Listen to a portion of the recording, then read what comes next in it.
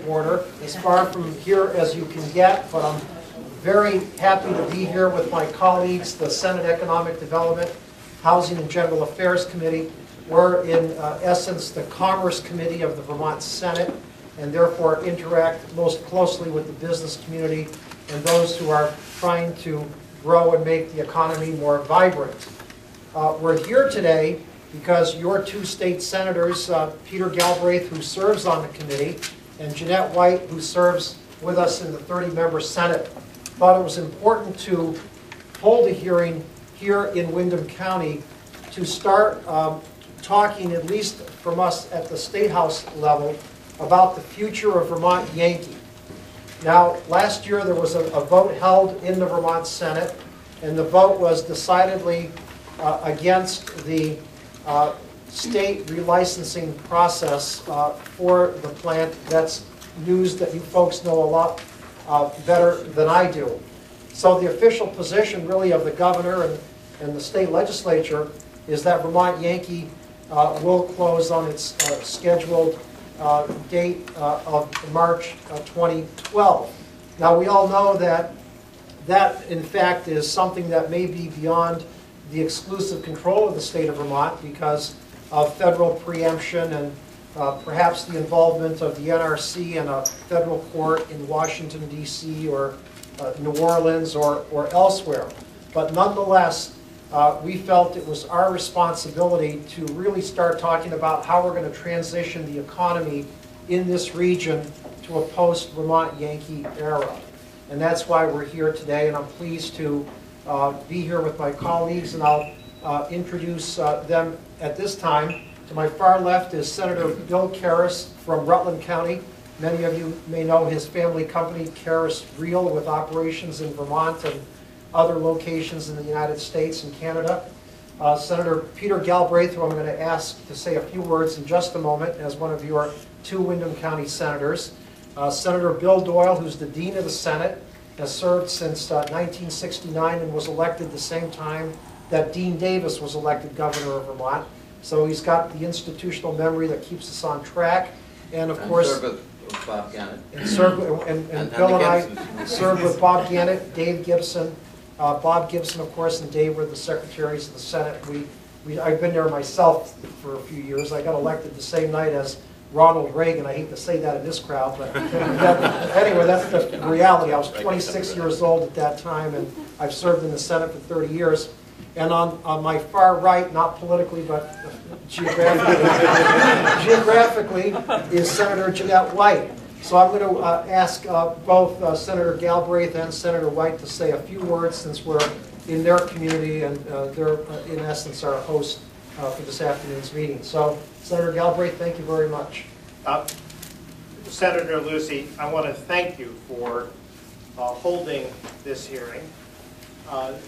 In the very first meeting of your committee, I, as a brand new member, you asked if any of the members had specific issues, and I said, yes.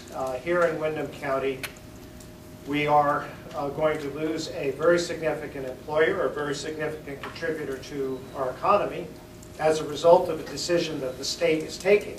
One, I want to stress that I support, that is supported by an overwhelming majority of the people of this county, but it is nonetheless a state decision, and that the state has an obligation to assist us with the transition.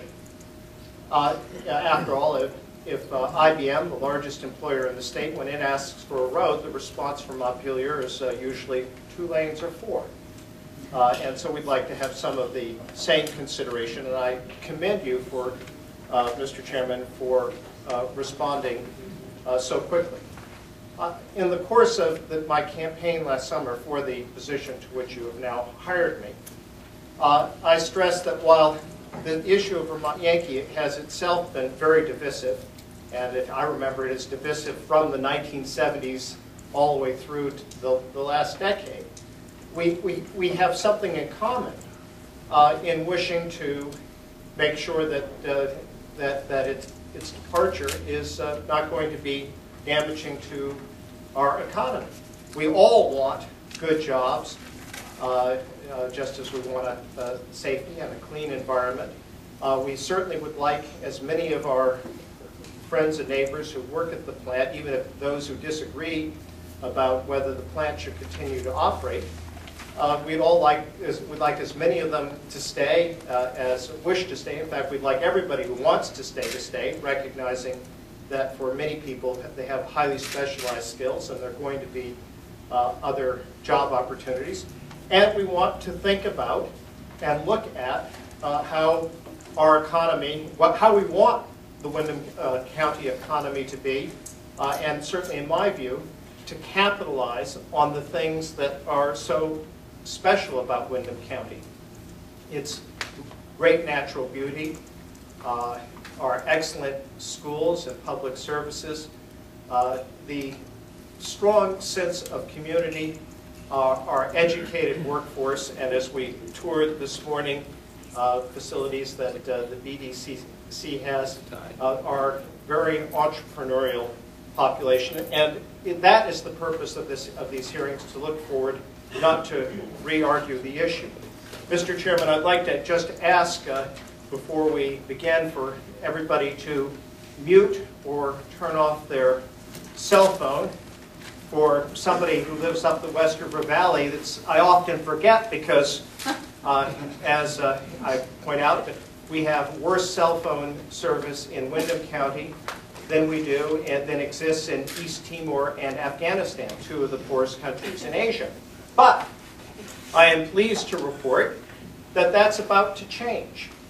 Yesterday, the Economic Development Committee reported out a bill that Senator Aluzzi took the lead in, and I was very happy to support it, to clear away the regulatory hurdles, not without taking away the environmental protections, but to speed up the process so that by 2013 we will have full broadband coverage throughout Windham County and the other unserved and underserved areas of Vermont.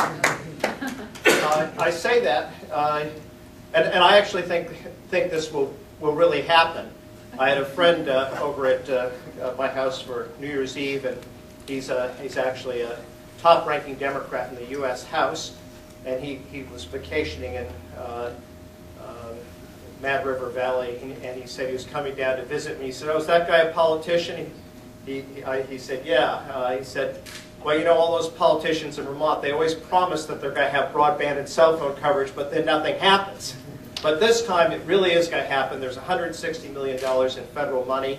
It's use it or lose it. And one of the things that the bill that we've just reported is to make sure that we can use it. And as that comes, I think it will have a significant impact on our economy, and I think we need to think about it because of our location, because of our sense of community, because of our beauty. This is an attractive place for people to do 21st century jobs.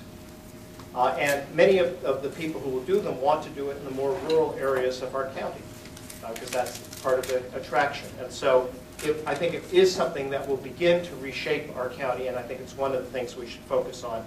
And we took a very important step yesterday. Thank you. Well, thank you, Senator Galbraith. And Senator White, any comments that you'd like to make? Thanks. I'm going to stand up, though, so I can see you. But I just want to thank you all for coming here today to talk about this topic, and thank the committee for coming down here to actually, up there we talk a lot about the uniqueness of Windham County and how great it is, but to get them actually to come down here so that they can see it for themselves is really nice.